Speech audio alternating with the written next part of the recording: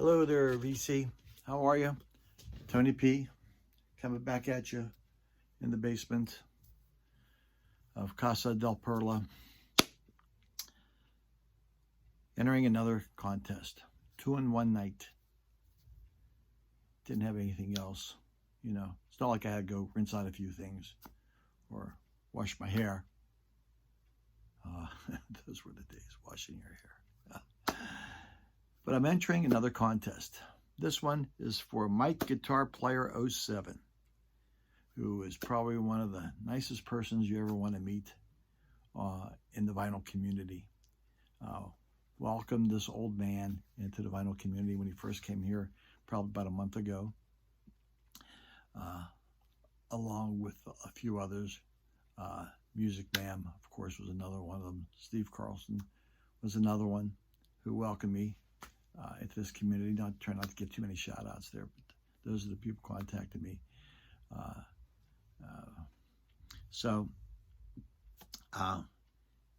His contest consists of 3 questions. 1, one of the most listened to records.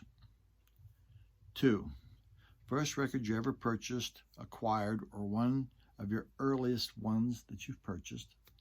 A personal story with your record collection while buying or listening to records, or that you just want to share. So, one of the records I want to talk about that I play a lot, and it's a bootleg, I guess you call them. On one side, you have the Turtles' greatest hits, and on the other side, you have the Association's greatest hits, boiled down to 5. And I don't listen too much to the Association as much as I do the Turtles. The Turtles have my favorite song on here, and it's Eleanor. Great group, great harmonies. If you ever get a chance to listen to the Turtles, I think there's the main 2 characters, Eddie and Flo. I don't remember their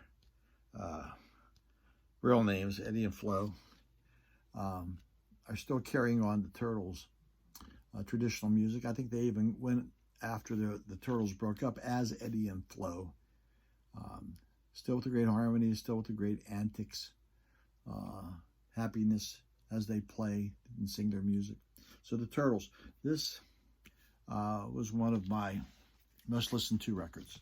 So one side, really. One of my first records. Now, I can't remember my very, very first record. But I know which one's one of my earliest records I really liked, too, that I played a lot. Was Creedence Clearwater Revival, Willie and the Poor Boys. 1969 came out. Tough time in the United States, historically speaking. Civil rights movement. Vietnam War.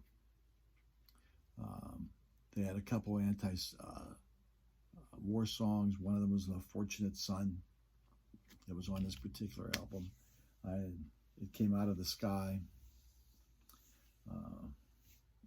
But it also had some really good songs on it that more or less were happiest songs. Down on the Corner. Cotton Fields, which is an oldie. Fortunate Son was a good song, though. The Midnight Special. Played this a lot. If you can tell by the cover, it's pretty well hammered. And me and my buddies would sit around, listen to that one. 1969. A personal story with your record collection while buying or listening to records, or that you just want to share. Well, I think I talked about this particular story in my introduction to the vinyl community, but it bears repeating because I probably wouldn't be here if it wasn't for my grandkids. In this game room, when I first established this game room in our house, I had 3 young boys, and they needed a place to hang out, to play. And it started out as a TV room. I had a television down here. I had my stereo down here. We would hang out. But as they got older, it sort of became their spot. And the stereo was sort of pushed back into the background. The TV was probably more for playing games than watching. And I slowly forgot about it down here. And my grandkids came along. I mean, the stereo was still here and everything. The television was still here. And I kept my albums in this trunk that the telephone's sitting on right here, my camera sitting on. And one day my grandson had a cassette in his hand, and he asked me, "Pap, what is that?" And I said, "It's a cassette." He says, "Well, what does it do?" I said, "Well, that particular one has music recorded on it." So I went over to my Marantz cassette deck, and it didn't work. And I was mad about that. It did not work. And I took it apart. I cleaned it all up. I watched some YouTube videos on how to do that properly, and I brought it back to life. And it played for about a week and a half, and then the motor and the belt went. So I got it fixed. And if you ever try to get vintage equipment fixed, now that cassette player was purchased in 1982 when my first son was born. So you do the math there. Find someone to fix those. It was tough, especially in my area. I had to go to Pittsburgh to find a person to fix it for me. And when I got it fixed, I started looking around and got a turntable again, an older one, a vintage one. And I started pulling those albums out of the trunk. And I realized all those memories came back to me. All the music, all the fine music. And reminiscing with my wife about, what we were doing with this particular album, or what was I doing on this particular song. And it's because of my grandson's inquisitiveness about a cassette.